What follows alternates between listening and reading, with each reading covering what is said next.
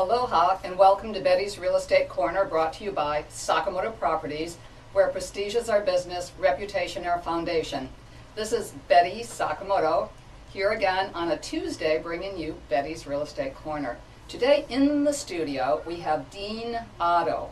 Dean has been with us a number of times, but to catch you up on what Dean does, Dean happens to be from South Africa, was a huge rugby star in South Africa, came to the United States many years ago, was a football star for the Oregon Ducks, and from there he's been with Sakamoto Properties for a lot of years. I'm not good at keeping track on how many, but he happens to, how many? 11. 11, see? I mean, that's a lot. That's pretty good.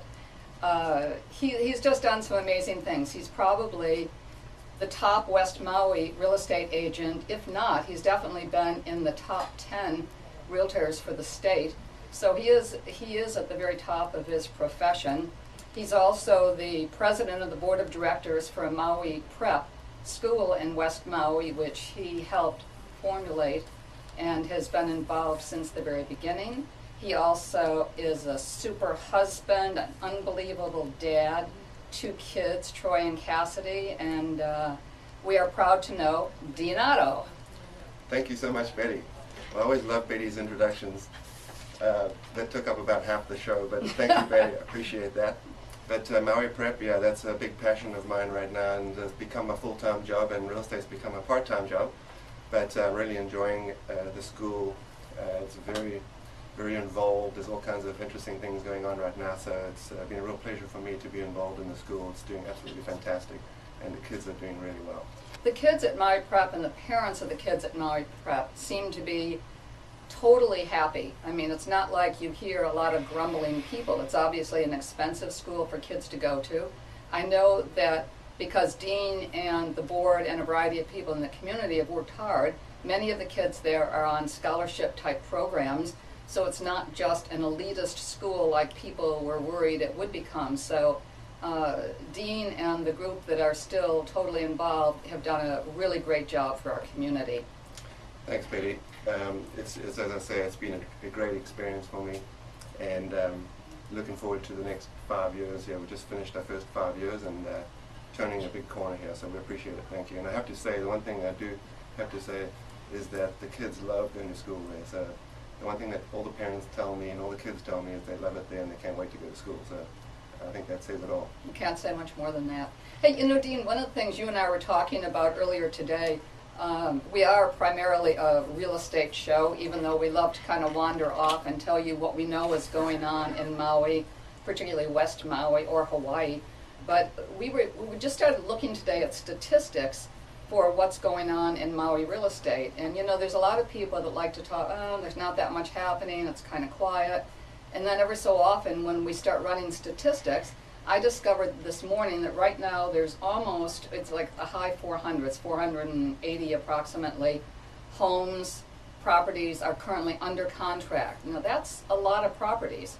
There have been already 1,796 sales in Maui since the beginning of the year, so that's obviously less than a year, 10 months. And when we took a look at the dollar value, sales are actually close to $1 billion. Unless I've got my zeros all screwed up, I keep saying, could this be? But well, yeah, we've looked at it, and it does look like that, which seems pretty unbelievable. Dean, you had some other statistics that broke this down a little further. Yeah, I think it is pretty amazing. $1 billion is a lot of money for a small island like this, and it's important to realize that even though it is a slow time and September is a slow month, our statistics go through September. It is important to know that we still generate a lot of business on the island, and even for a slow time we're doing fairly well. I always look at the comparisons to last year, and we do this in order to try to see the trends developing. And you probably don't see a whole lot of change in the statistics as you look at this year versus last year, which is probably a good thing. We do seem to be making some small progress, which is great. So if you look at statistics for residential, for example, you'll see that the year to date as of the end of September, it does show some improvement over last year, which is a good sign. We had 8% more sales this year, and the average sale price is up by 3%. And those are not huge numbers, but I think it's an important trend as we turn the corner here. The other thing that's, I think, is important to note, and that we see developing and paying very careful attention to, is the inventory of listings. And inventory has declined about 20% since last year, and I think that's probably the most important trend developing right now. Sales and prices are stabilizing, but inventories are trending in a positive direction. I think that really is the beginning of a turnaround in our market. So, realistically, we saw the peak in 2006. We're hitting the bottom of the market in 2009, 2010. We're starting to see things change. So I think that's good signs when you start picking the statistics apart.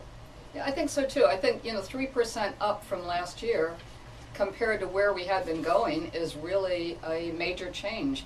And what'd you say, prices are up?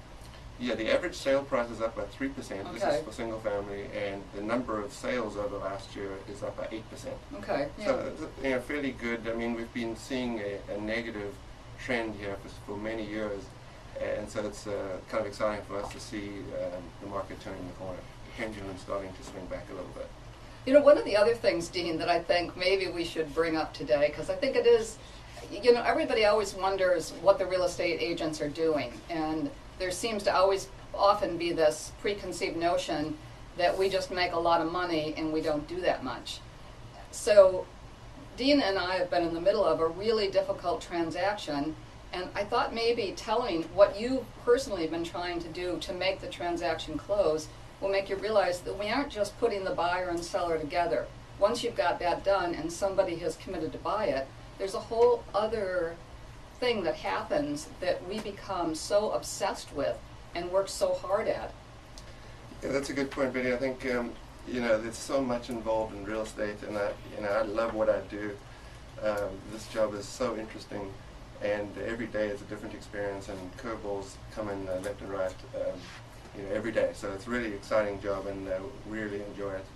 The transaction that Betty's referencing is kind of a complicated deal that we're involved in, where we're about to close escrow, and we discovered that there's an easement that covers the access area to the property, and this particular property has a right to build a cottage.